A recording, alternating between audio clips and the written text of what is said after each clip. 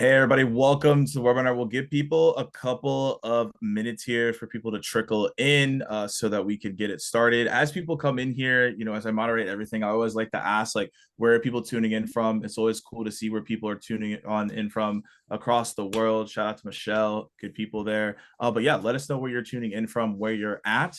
And we're on Thursday. So if you have a win of the week, feel free to share with us as well. We always like to hear that. But why are y'all here today as you tune in and as you trickle in? We're here to talk about the top 5 ways to use voice, video, and text to reach buyers in 2024.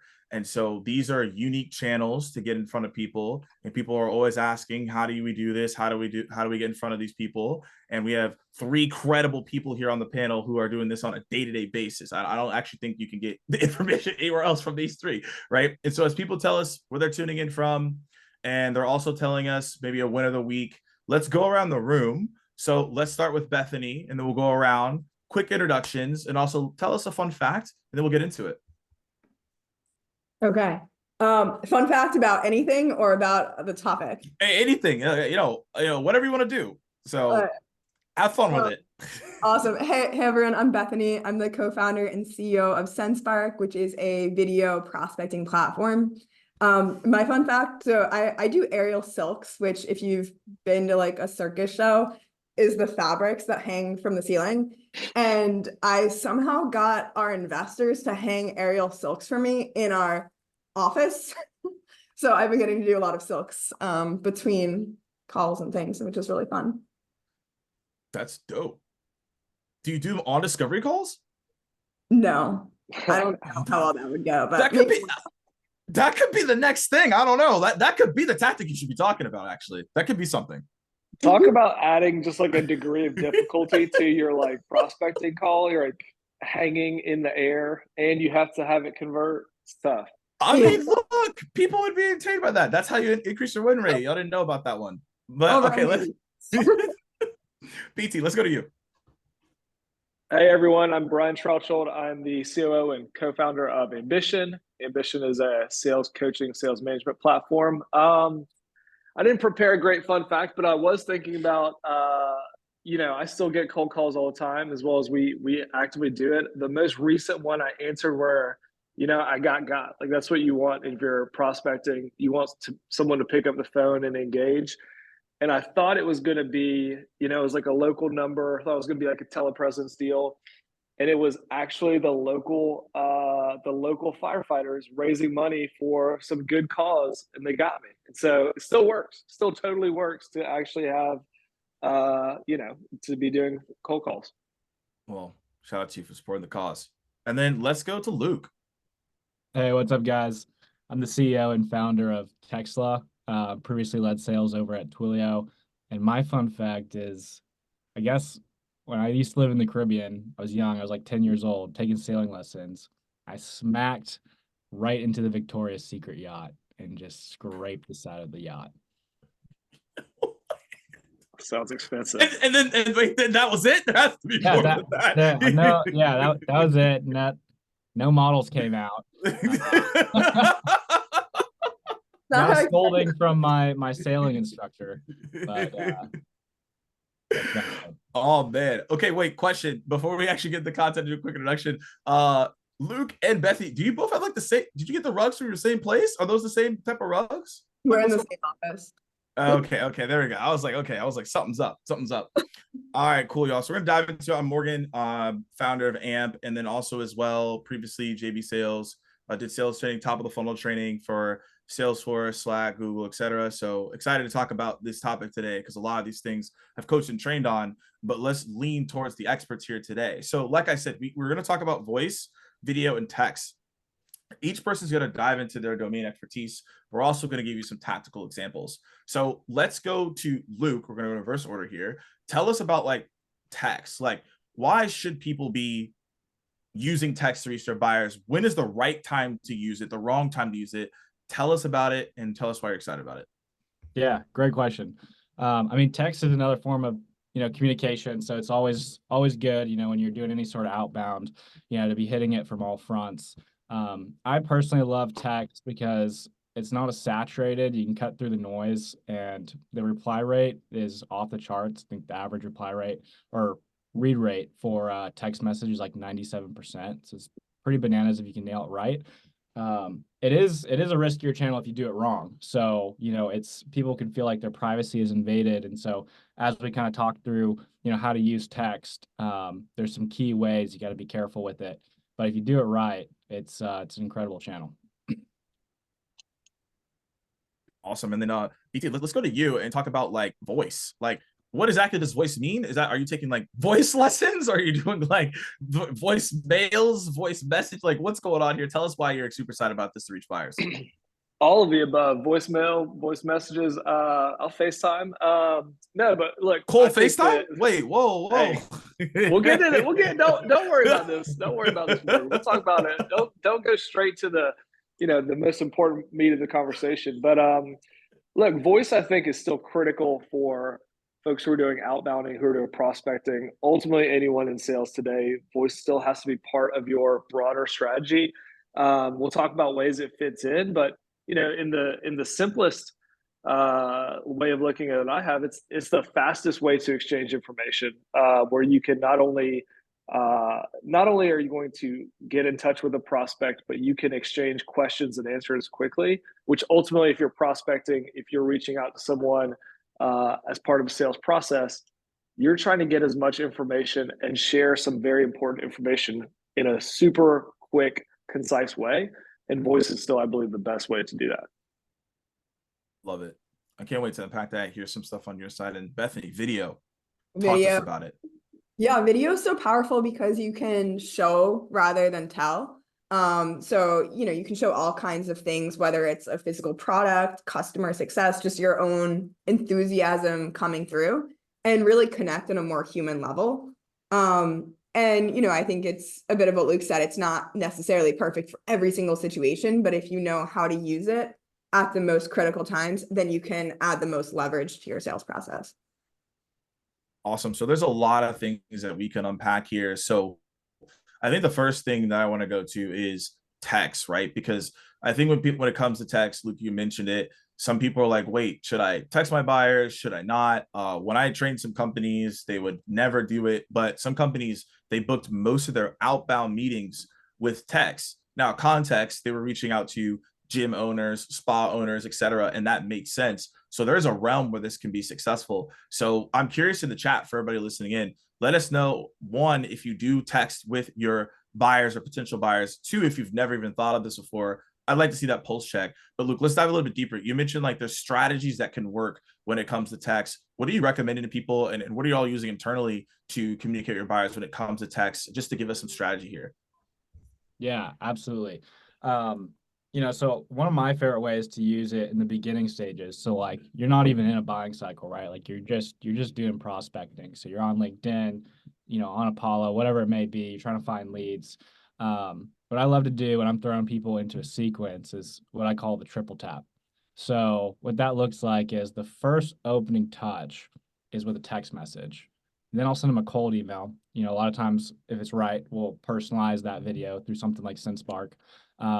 Or, after that, we'll make a cold call. So it's kind of 3 touch points is what you're going for. And we're condensing a multiple cadence steps into one single day. So this is just one day of kind of that sequence. And that will massively increase your response rate. Something I did at Twilio, something we do at Texa. It works incredible for us. And so an example of that is, hey, Bethany, reading your careers page and found a few interesting things on your SDR job posting. Won't lie, I'm prospecting you, but sending you over an email to expand. And so, like right there, that was a text message. I kept it short and non-salesy, and it should be mostly tailoring. So it's not really a selling thing in text message. You don't really want to be selling in text. But what you do want to do is you can use it as a channel to point them back to the original email that maybe has like a soft CTA. And if you do it right, you've just opened up a new channel, which you can now use throughout the whole buying process, which is SMS. So I love to use it in the beginnings just to kind of point back to kind of the meat and potatoes, which is that email. So one thing I want to double click here, because this could happen to some reps or sales leaders that start to do this, I already hear this in the audience being like, okay, Luke, what if they tell me to unsubscribe? What if they tell me off? What if they get angry? What do you do in this scenario if you are texting before you're in that buying cycle? Yeah, great question. That's like probably the number one thing you want to avoid, right? So, We don't want that. don't double text them. Don't be cheesy in the text. Don't be annoying. Like I said, it should really be pointing back. So it's a very non-intrusive text message. And I find it really works best on like buyers that are downstream. So small business owners, solopreneur, folks that are on the go. If you're outbounding more onto the enterprise space, LinkedIn, is also like a really good way to go. And so you just kind of got to understand your audience and if text or LinkedIn is gonna work for you. But those are all interchangeable and part of this triple tap sequence. Okay, so we booked the meeting, we're good to go, and then we're set.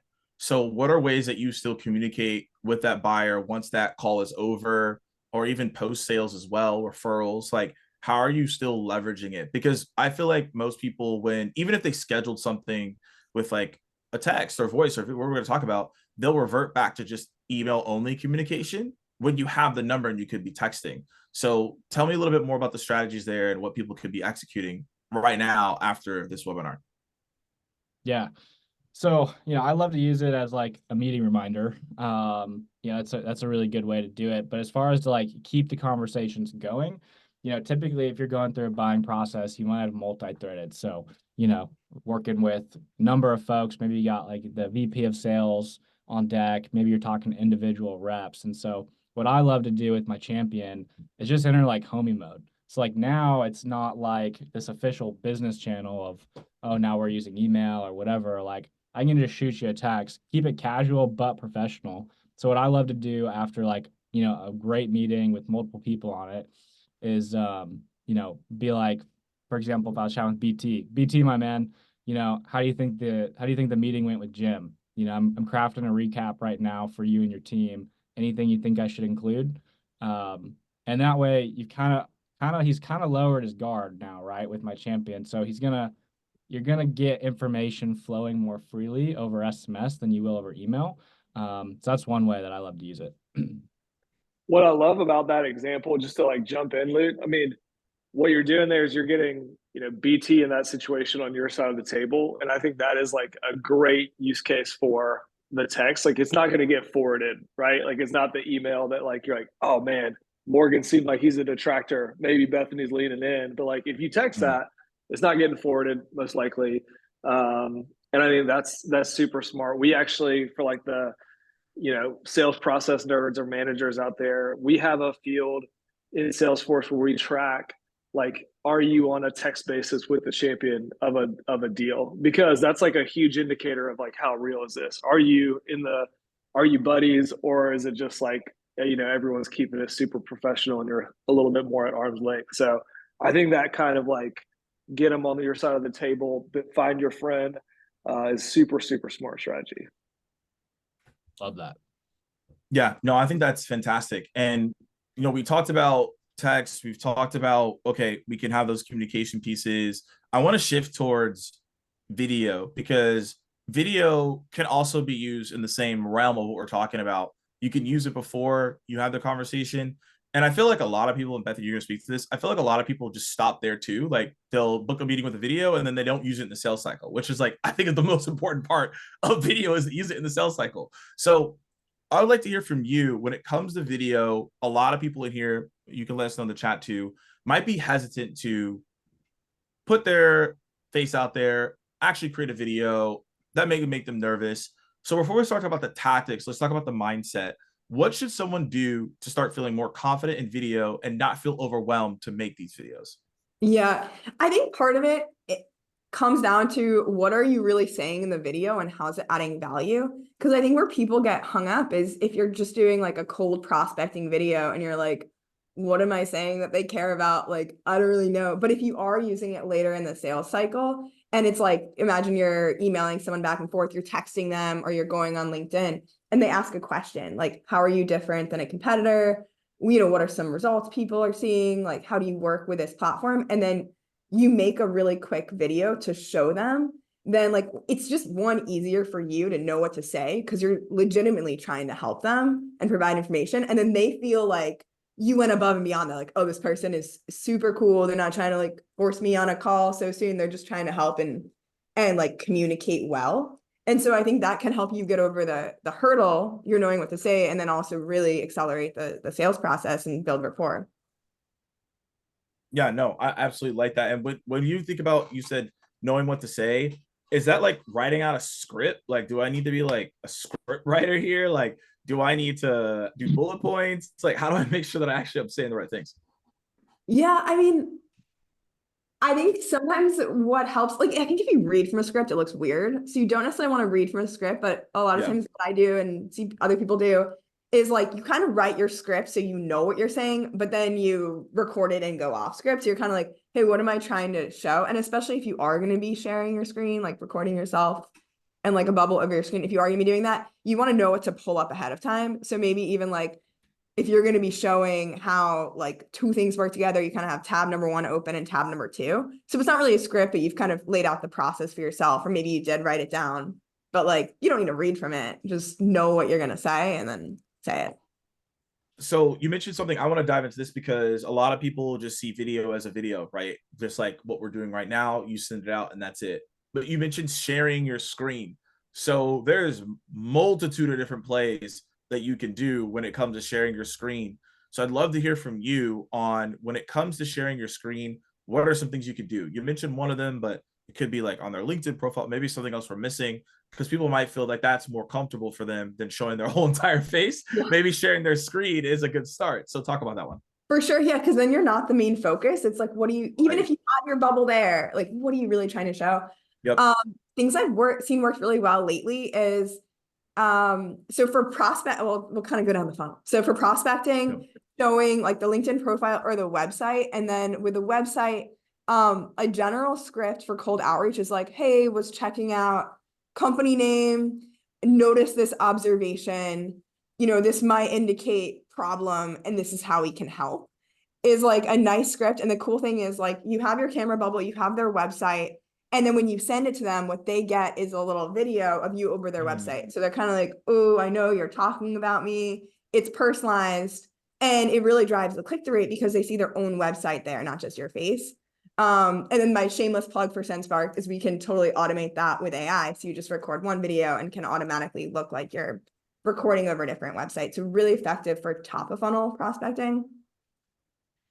And then I would also say like later down the funnel, like doing recap videos where like, let's say you have a really good discovery call or demo, and then the person you're talking to is like, send me the Zoom recording. And you're like, are you really going to watch a 30 Probably minute? not.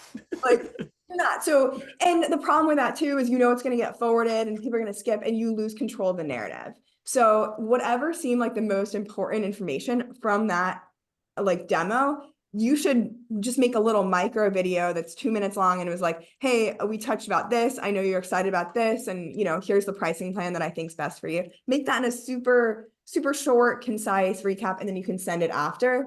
And that's going to be really effective versus sending like a 30-minute recording that you don't really want. You don't think they're going to watch. And even if they do, it's probably not great for you. Yeah, no, I love not at that, all. Bethany. That's I've been on the other side. I was actually just going through a buying cycle, and I ended up I ran out of time. I had a hard stop, and it was so nice because instead of the sales rep trying to cram in like the pricing and remaining things into like this 2 minutes we had left, he was like, "Hey, like I'm just gonna send you a video afterwards." And within 30 minutes after the call, we got kind of the rest of the meat laid out in this really nicely done personalized video that was only a couple minutes, and it just made it so much smoother. So I love that. Yeah. 100%. And one other thing I'll share that I've seen work for a lot of companies recently as like, I don't say like an easy way to drive revenue because that sounds spammy, but like just a good thing if you're like getting the end of the month, you're like, all right, we need more people to push them over the line. Making a video that goes over like newest features and sending them to people who are still in your pipeline. Then so you kind of do an intro and you're like, hey, I was talking, want to share what's new. a couple features, and then you send it off. And the nice thing about that is the people that you're sending it to are not like totally starting at the beginning of your sales process. You already ideally have some rapport and the timing wasn't good. And you're able to show off what's new, which you probably built based off your close loss feedback anyway. So it can be really relevant.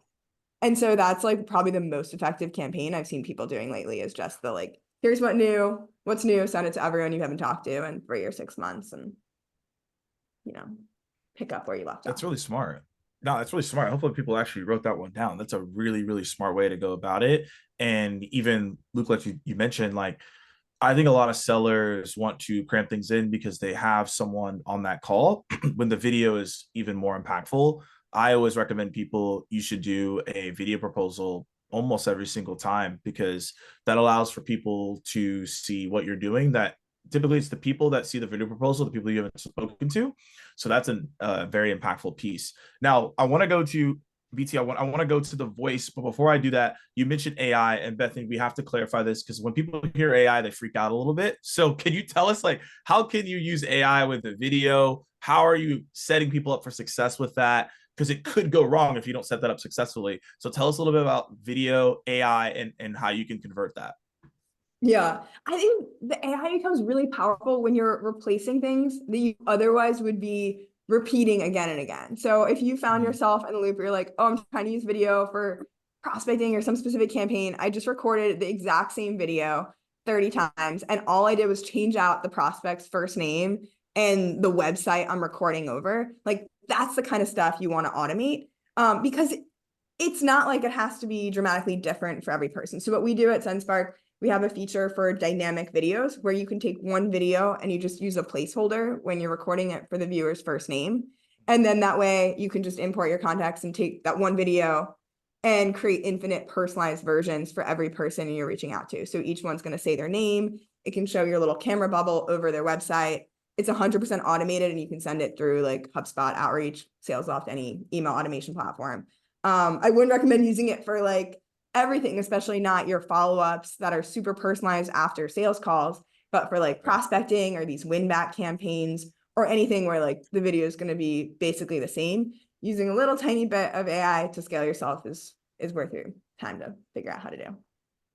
Yeah, no, I absolutely love that. And so let's go into voice. And I don't know, BT, you told about FaceTime. I don't know if there's AI FaceTime. I don't know if that's a thing, but maybe, I don't know. But when you said voice, right, you're talking about like that is the corner piece, right? This is the fastest way to communicate with someone. And I do agree, right? And so I'm a still proponent to tell people you should cold call and you can still get impact from that. But tell us again, a little bit more on that voice side, a strategy people can use so they can start seeing success.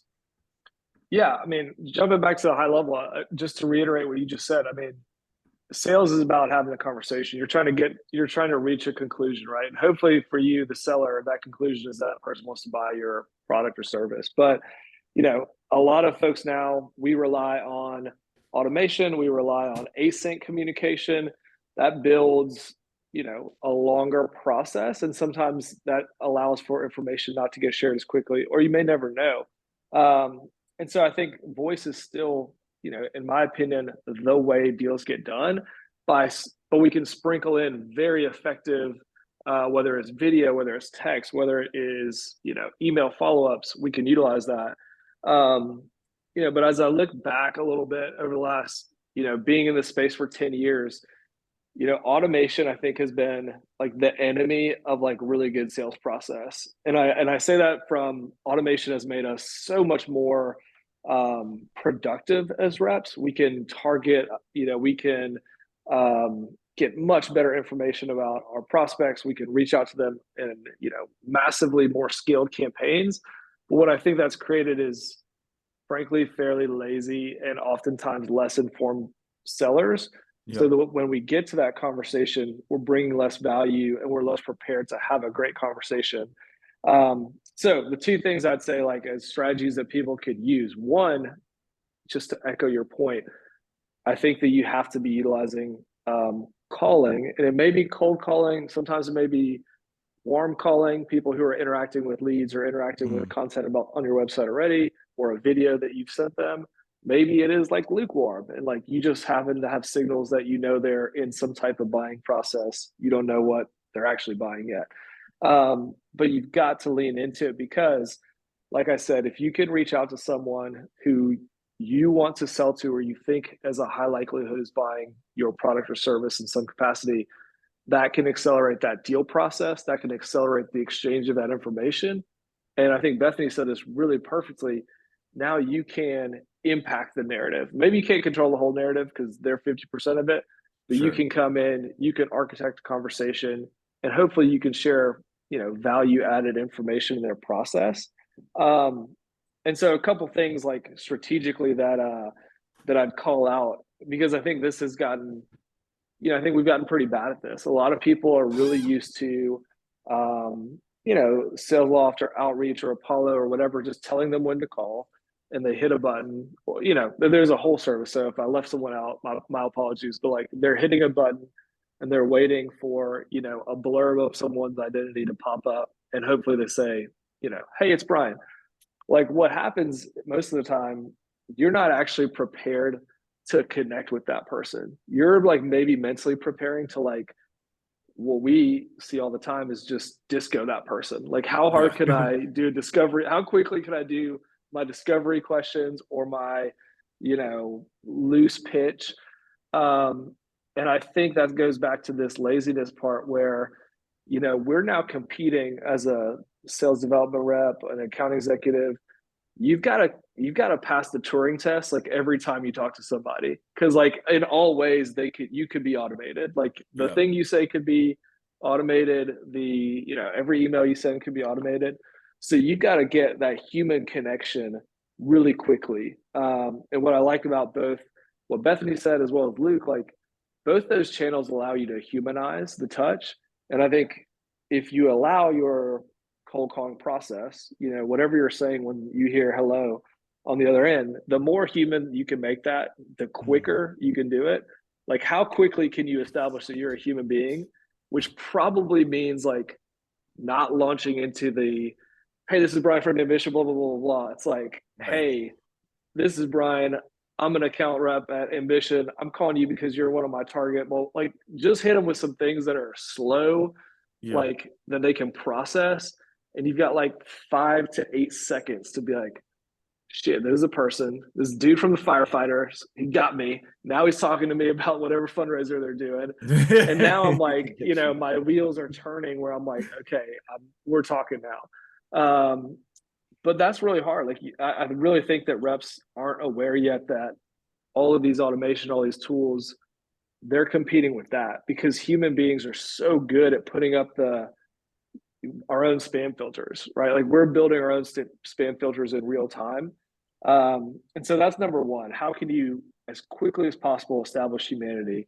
And one other strategy I'll say, you mentioned voicemail. Luke has this right. Like we all have this thing like within whatever 2.5 feet of us at all times. And so getting onto this device is the way. Most people now, when you're calling, very few folks who, depends on your industry, but rarely are you calling an office phone because most people aren't in an office. It's routing to their phone. You're getting to the device. So, whether you use Apple or Android, if they're not going to answer on the first ring, most likely, what you're trying to do is establish a pattern and some consistency of like, oh shit, I'm getting called from this. I strongly suggest leaving a voicemail. I strongly suggest making that voicemail as short and concise as possible and identify yourself. People have very different hot takes about that, but say, hey, this is Brian. I'm calling from Ambition. I'm calling you because X reason. Hopefully that's a good reason.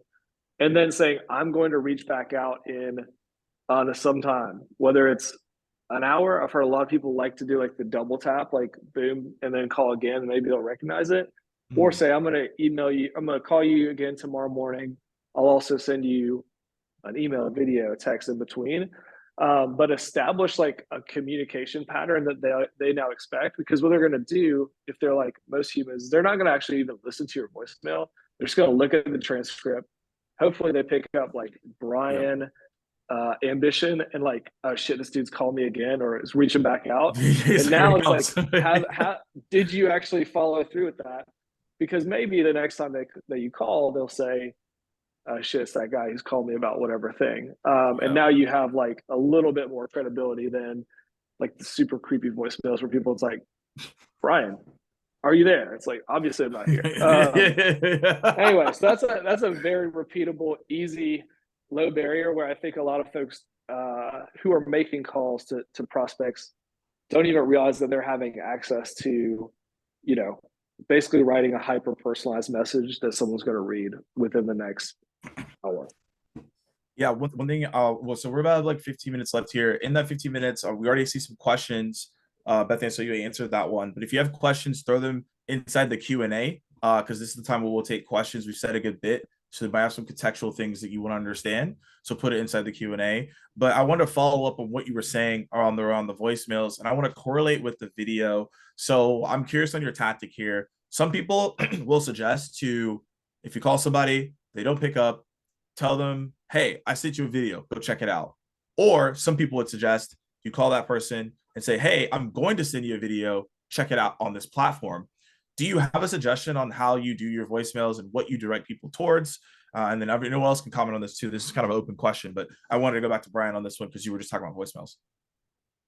Yeah, see, I love that. I love letting them know that I'm with them now. Like, you know, whatever the situation is, whether like I'm your territory rep that sells into the Southeast or I'm your account manager from XYZ company, like I want to establish that identity that like I care about reaching out to you and communicating. And I really love the I'm going to send you, or like I will be sending you an email in X, or I'll be sending you an email with this video link in 2 minutes. Like just being very clear and then following through on what that is.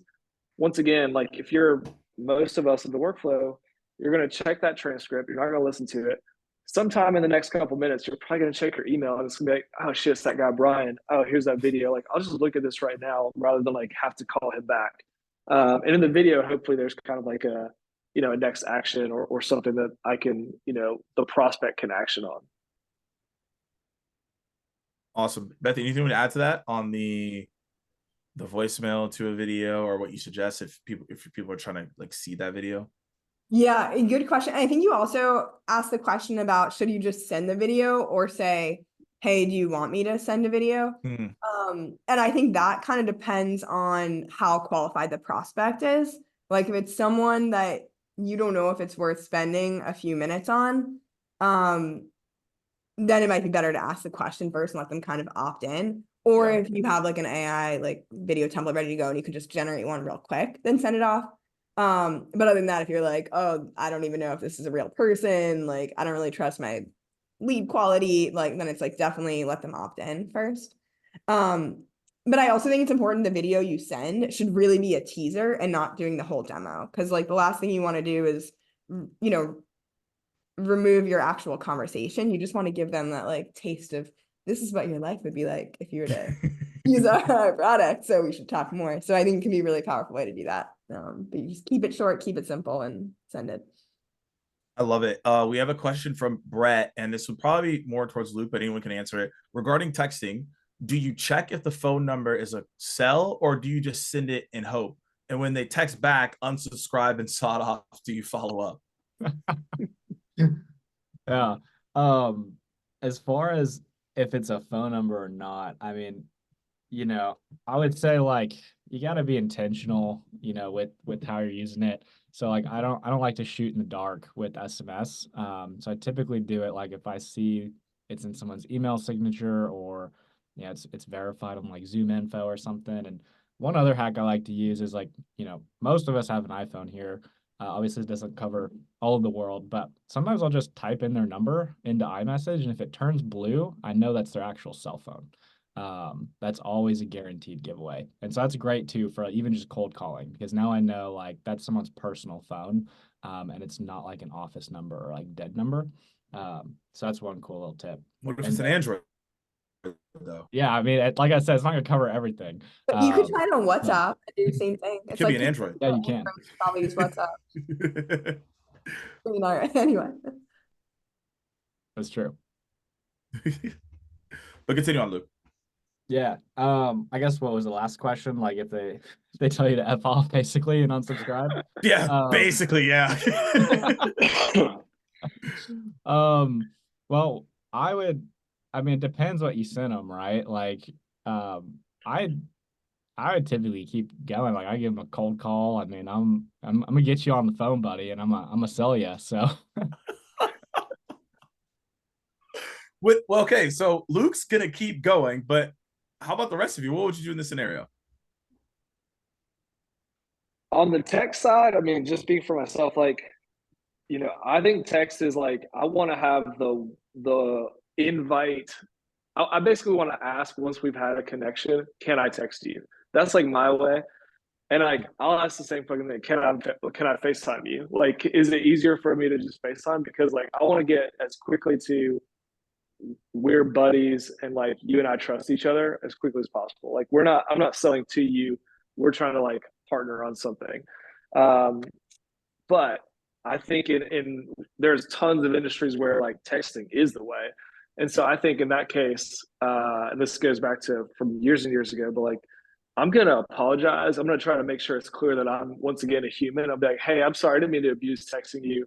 We won't text you again, but like here's a way to get in contact with me, or here's how I might reach out via a different channel. Just to be like, I won't text you again right now, but like I'll shoot you an email. love that. I'm more in that train as well. Like, I think when I'm texting someone, there's usually a good reason. Like they just signed up from like a key account or something. And I really try to make it helpful, or at least like as helpful as I can make it, trying to sell to them. So luckily I've never had anyone just be like sawed off. But yeah, I think I would be like, send to email. Same with LinkedIn. Like I try to keep it really conversational because it feels very human. That's the power of the channel. But like you don't even want to get to the point where it feels spammy. I think email is really where you have a little bit more wiggle room to just keep sending. Yeah. Cool. Awesome. As we wrap up here, if anyone has any final questions, let us know in the Q&A. I want to get like a sign off on you all. We talked about a lot of strategies, obviously within your own domain and expertise.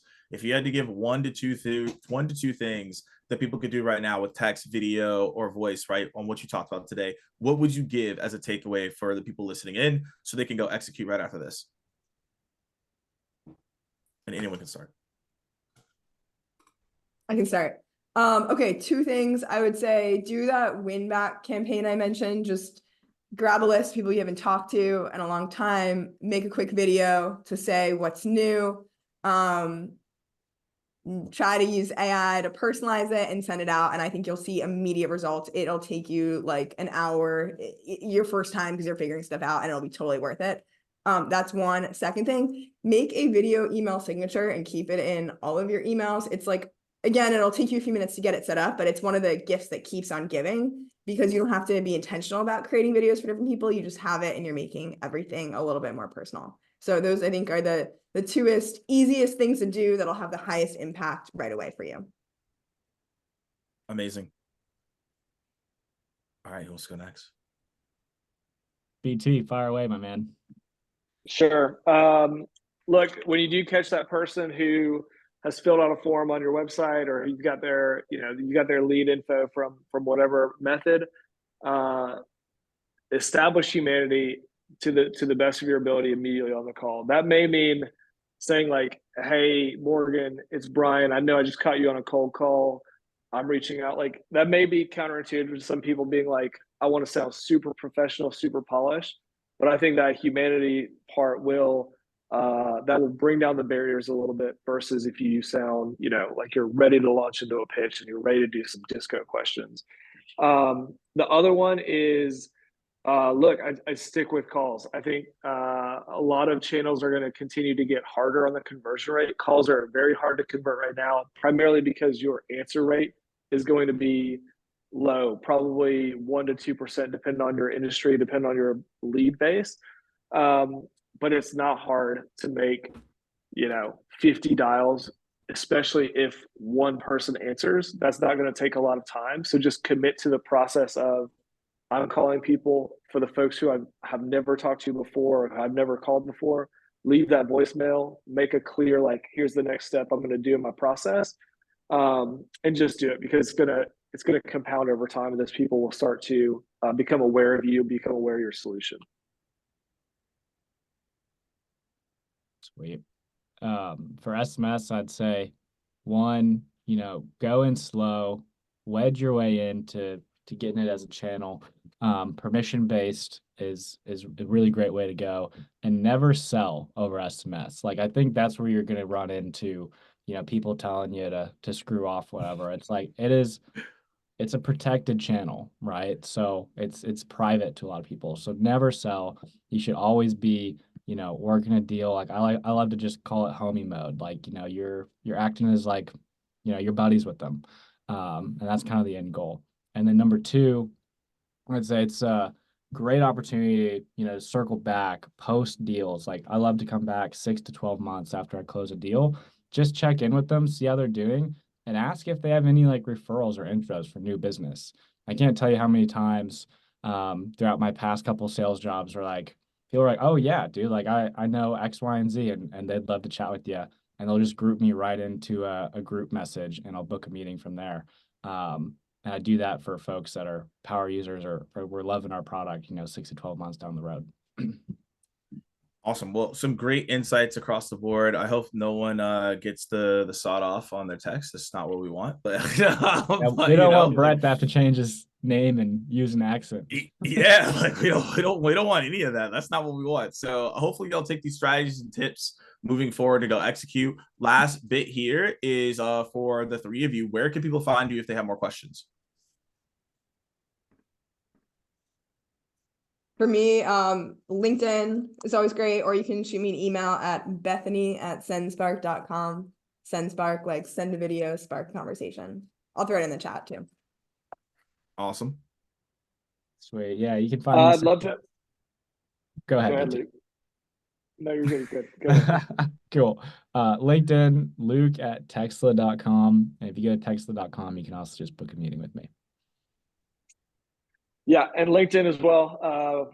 Find me on there. My name's hard to spell, but I'm talking about prospecting stuff all the time, or sales coaching stuff. But look, if you really want to find experts in this, there's another Brian at Ambition who's 10 times better than me, Brian Liebel. Find his stuff. He has a great podcast on it, or ambition.com. You can find tons of different tips and trips on both prospecting, but also managing sellers.